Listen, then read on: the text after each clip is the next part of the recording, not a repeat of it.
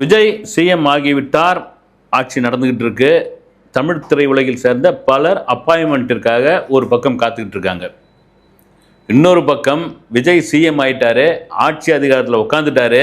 Super star Rajinikanth அவர்கள் அவசர அவசரமாக பிளைட்டை பிடிச்சி கிளம்பி போயிட்டாரு. இந்த ரெண்டுத்தை பற்றி தான் இந்த வீடியோ உள்ள ரைட் பாருங்க. அதை முதல் விஷயம், விஜய் அவர்கள் தபேக கட்சி ஆரம்பித்த பொழுது சினிமாவுக்குள் இருப்பவர்களே வந்து ஒரு எக்ஸ்வலைதல் கட்சி ஆரம்பித்தார் இல்லைங்களா.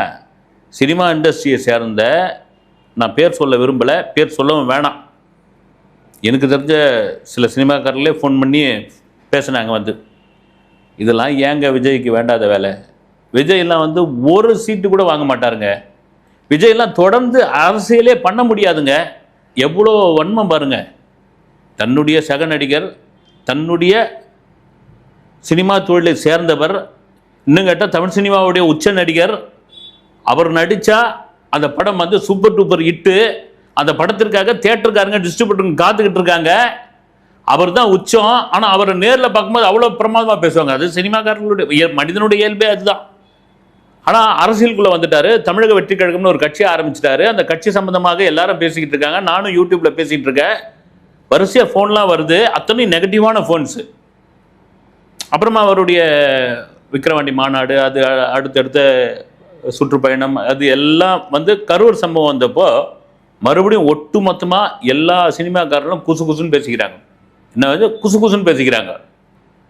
மாட்டினாயா, வச்சு செய்ய போகிறாங்கய்யா, இதெல்லாம் வேணுமா உனக்கு? ஒழுங்காக 250 கோடி சம்பளத்தை வாங்கின்னு இருக்காம இங்கெல்லாம் வந்து அரசியல்லாம் வந்து படா படா முதலிங்க சும்மா எல்லாம் வந்து அரசியலில் அப்படியே கரைச்சி குடிச்ச ஜாம்பவான்கள், இதுக்கு மத்தியில் போய் சின்ன பஜ்ஜா மாட்டிக்கிட்டு என்னென்ன, இவர் பெரிய எம்ஜிஆரா, இவர் பெரிய அண்ணாதுரையா, இப்படியெல்லாம் வந்து இதே சினிமாவுக்குள் பயங்கரமாக பேசினவங்க உண்டு. அதே சமயம் ஆதரிச்சவங்க உண்டு. ஆதரிச்சவங்க எப்படின்னா, அவங்க ஒரு பெரிய நடிகர் கிடையாது, பெரிய டெக்னீஷியன்ஸ் கிடையாது, விஜய் கொஞ்சம் நெருக்கமானவர்கள். அவங்களுக்கே கூட சில சமயம் அவங்க வீட்டில் எல்லாம் பயமுறுத்திருக்காங்க பொழுது. ஏன் தேவையில்லாத வேலை? என்ன காரணம்னா, விஜய் ஜெயிக்க மாட்டார், விஜய் அரசியலில் பிரகாசிக்க மாட்டார் அப்படி இயல்பாக உள்ள பயத்தில் அவங்க சொல்லியிருக்காங்க. அவங்களும் பட்டும் படாமல் தொட்டும் தொடாமல் ரைட் ஓகேன்னு ஆயிடுச்சு. உங்களுக்கு இன்னும் நல்ல ஒரு சம்பவத்தை சொல்லணும்னா, ஒரு திருமண விழாவுக்கு த்ரிஷாவை கூட்டின்னு வந்துட்டார். அது ஒரு பெரிய பேசும் பொருளாக பேசப்பட்டது, மீடியாக்களில் விவாதமாலாம் கொண்டு வரப்பட்டது. ஒரு 3 இயக்குநர்கள் நின்றுக்கிட்டு பேசி இந்த வீடியோ, அது வீடியோ எடுக்கிறாங்கன்னு தெரிஞ்சே பேசுனது. இவர் பெரிய இவரா இவர்